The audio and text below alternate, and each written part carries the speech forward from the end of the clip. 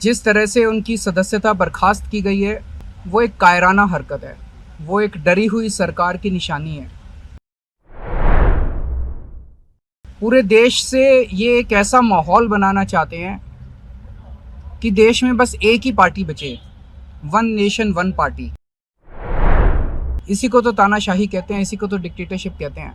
अभी थोड़ी देर पहले खबर आई कि राहुल गांधी जी को लोकसभा की सदस्यता से बर्खास्त कर दिया गया है। जिस तरह से उन्हें उस मानहानि केस में फंसाया गया, मैक्सिमम सज़ा दी गई और 24 घंटे के अंदर उनकी लोकसभा की सदस्यता बर्खास्त कर दी गई, ये हमारे देश के लिए बहुत चिंता का विषय है।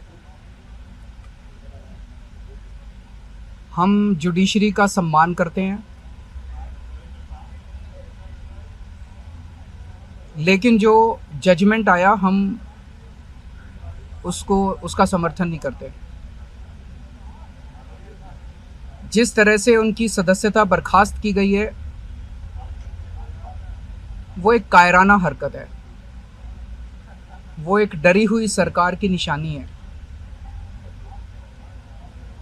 लेकिन देश के लिए पूरा आजकल देश के अंदर जो चल रहा है वो देश के लिए बहुत खतरनाक है।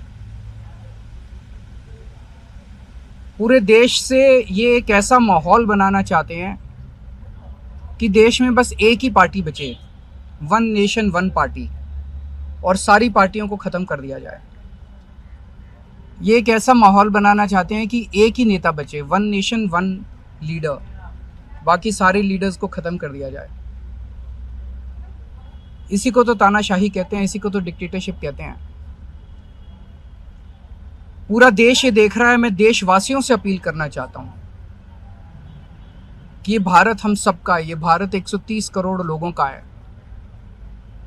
हम सब ने मिलकर आज़ादी की लड़ाई लड़ी थी, हमारे पुरखों ने आज़ादी की लड़ाई लड़ी थी, आज़ाद भारत को आज़ाद कराने के लिए। लेकिन आज की जो सरकार है, प्रधानमंत्री नरेंद्र मोदी जी के नेतृत्व में, इस सरकार का स्वरूप अंग्रेजों की सरकार से भी बहुत ज़्यादा खौफनाक और खतरनाक है। अब लोगों को सामने आना पड़ेगा, लोगों को सामने आके इसके खिलाफ लड़ाई लड़नी पड़ेगी। अगर हमने भारत को बचाना है तो 130 करोड़ लोगों को एक साथ इकट्ठे होके इस लड़ाई में शामिल होना पड़ेगा। सरकार किसी की बने, कल को सरकार चाहे इसकी बने चाहे उसकी बने, इस पार्टी के बने उस पार्टी के बने, वो ज़रूरी नहीं है। लेकिन जिस तरह से जनतंत्र के ऊपर हमला किया जा रहा है वो सही नहीं है। पार्टियां इंपॉर्टेंट नहीं है, मैंने कहा लोग इंपॉर्टेंट हैं। अभी अभी मैंने संसद के अंदर, विधानसभा के अंदर एक एग्जाम्पल दिया। एक ऑटो रिक्शा वाला मिला, ऑटो रिक्शा वाला मुझे कह रहा था जी मुझे व्हाट्सएप मैसेज भेजने में डर लगता है। मैंने कहा क्यों? कहते हैं शायद गिरफ्तार ना कर लें। इस देश के अगर एक ऑटो रिक्शा वाले को व्हाट्सएप मैसेज भेजने में डर लगता है तो आपने 130 करोड़ लोगों को डरा के रखा हुआ है। ऐसे देश कैसे चलेगा? डर डर के लोग कैसे जिएंगे? और क्यों डर डर के जिए? हम, हमारा देश है, हम आज़ाद भारत के आज़ाद नागरिक हैं, हम क्यों डर डर के जिए? पूरे देश को व्यापारी डरा हुआ है, किसान डरा हुआ है, मजदूर डरा हुआ है, नेता डरे हुए हैं, सब लोगों को डरा के रखा है। जुडिशरी डरी हुई है, जज डरे हुए हैं, मीडिया वाले डरे हुए हैं, सबको धमकाते हैं ये लोग, सबको ईडी और सीबीआई और इनकम टैक्स की धमकी देते हैं लोग। हमारे आपस के रिश्ते इंपॉर्टेंट नहीं है, इस टाइम देश को बचाना इंपॉर्टेंट है।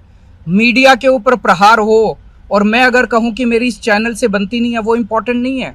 किसी से बनती है या किसी से नहीं बनती, इससे व्यक्तिगत अच्छे रिश्ते हैं कि व्यक्तिगत बुरे रिश्ते हैं, वो इंपॉर्टेंट नहीं है।